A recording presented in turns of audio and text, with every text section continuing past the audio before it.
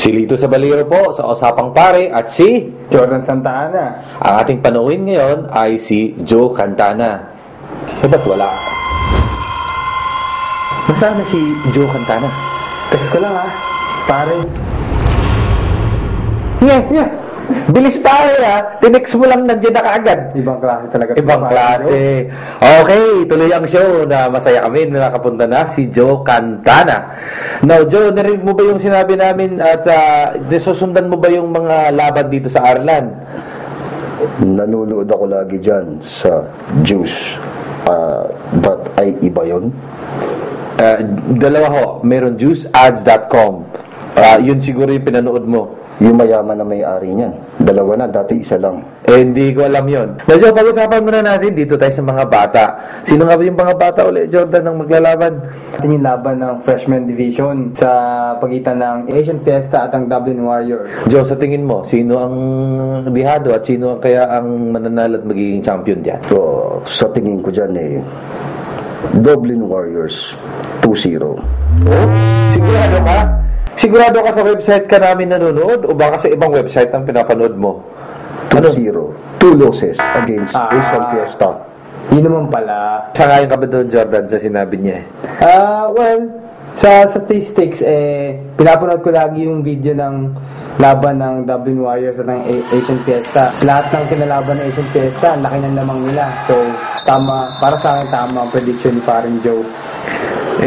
Sa akin naman, meron akong isang player dyan na nakikita sa Warriors din na kung gumawa, posibleng nakanganib ang Asian Fiesta. Kaya sa akin siguro, baka aabot pa ng Game 3. Pero, andito na si Joe nagsasabi, 2-0. So, tingnan natin kung anong mangyayari sa prediction ni Joe. Sa juniors naman, ang maglalaban ay Wolverines versus Prince. Now, Joe, ano ba ang tingin mo sa laban na yan, Wolverines? Wolverines at Prince. Yan yung labanan ng mga berde. Mga berde? Anong ibig sabihin kaya nun mga labanan ng mga berde? Puro green. Puro green sila. Pati uniforme. Pati sa Facebook, puro green. Lalo na yan si Kim. Puro kaberdihan ang pinag-uusapan. Eto, panuorin nyo. Hey, it's your boy Kim at Wolverines. I hope you're enjoying this. Tama pala. Pero, magandang laban yan.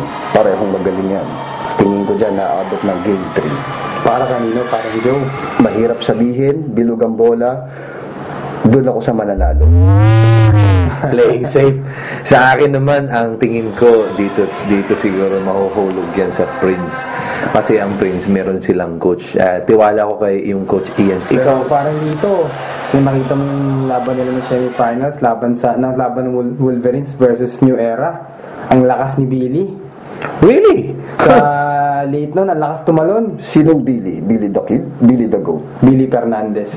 Now, dito tayo sa mga babae. Alam ko, medyo si Jordan ay malapit dyan Ewan ko kay paring Joe. Sa tingin mo ba ay magkagulo ang mga tao dahil sa laban ng mga babae o sa mga babae sila magkagulo? Ito ba yung labanan ng Prinsesa Z at ng masyadong mainit para sa akin? Exactly. Ito po ang ibig sabihin, too hot for you against Princess. Now, prediction. Tingin ko dyan 2-0. 2-0 naman. Masyadong mainit para sa akin. So, ibig mo po sabihin, paring Joe, 2-0 para sa Too Hot?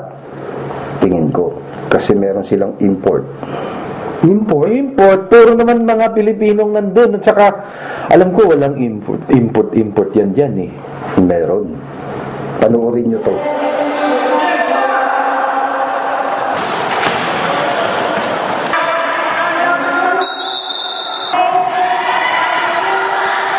Hindi ba?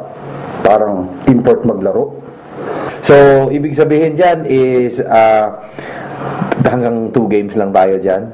Ang tingin ko, masyado silang malakas. Masyado silang mainit para sa akin. Dito naman tayo sa Rookies Division. Balita ko, ito pinaka-exciting na laban kasi ang tataas tumalon ng mga kabataan na yun. Now, maglalaban sa Rookies ay ang Juices at ang Straw Hats. Balita ko, may umuwi sa Juices si Daryl Guiao.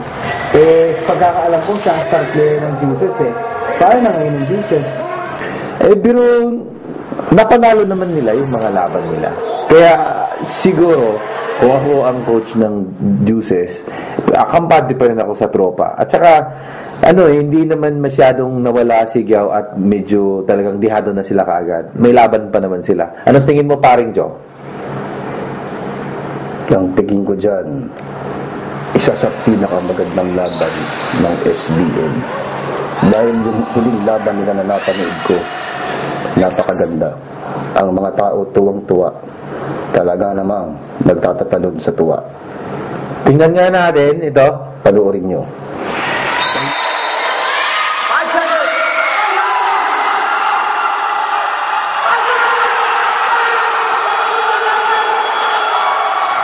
Pero ayoko maging kagaya niya.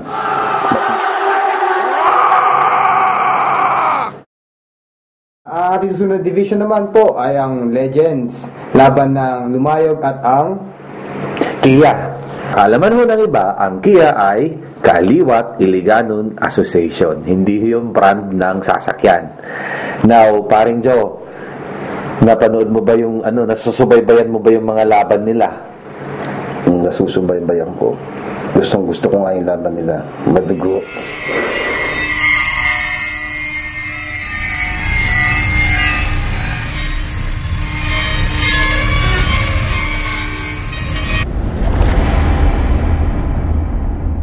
Ang tingin ko dyan, aabutin niya ng Game 7. Game 7? Di ba? Hanggang best of 3 lang ang finals, paring Joe. Ang totoo niyan, aabutin talaga yan ng Game 7. Kasi maraming mapuputukan, maraming mapipilayan, mapupunta sa ospital. Tingin ko, aabutin ng Game 7 yan. Sa tingin ko lang, kayang-kaya ng Kia ang mga Lumayog dahil masyado silang malakas. Dahil nasa kanila si Big Strong. Para sa akin, kung paano maglaro ang Kia, pabilisan, hihingalin ang Lumayog para sa akin. So, Kia ako, parang dito. Reaction ko lang sa sinabi mo hanggang Game 7, hindi mangyayari yon. Alam mo bakit, paring Jordan? Hindi, parang dito, bakit? Nasa SBL ang pinakamagaling ng mga referees. At ang ginagawa nila ngayon, 3-man officiating referees sila in every game ng Legends. So, kitang-kita yan. Lalo na, pag nandun yung dalawa nating referee, liliwanag ang gym. Nagsisilawan ang kanilang mga ulo. Kaya nakikita lahat ng mga tawag nito. Kasi maliwanag nating gym. Pwede ba ako magtanong? Opo, tanong lang po. Libre ba ang panood dyan sa finals? Oh, okay. Sa rinig ko ay may bayad ho yun na 2 euros. Yung finals. 2 euros ang entrance para makapanood. Pero, libre naman ho yung coach, assistant coach, at saka mga players. Binibigyan ata sila ng door pass. Bago tayo magwakas sa ating episode na to, may handog ho si Paring Joe para sa inyong lahat. Ano ho pa ba yung iahandog niyo, Paring Joe? Sandali lang. Super Bakla talaga si paring Joe. Na magic ako dun na. Wala yan kanina eh. Nandyan na. Sige, tuloy mo na yung handog mo. And now, the end is near. Teka, paring Joe. Bakit the end? Championship finals, parang end na rin yun, di ba, ng Super Basketball League. Ganun pala. At Simple saka, pala. gusto ko yung end. Masarap yung end.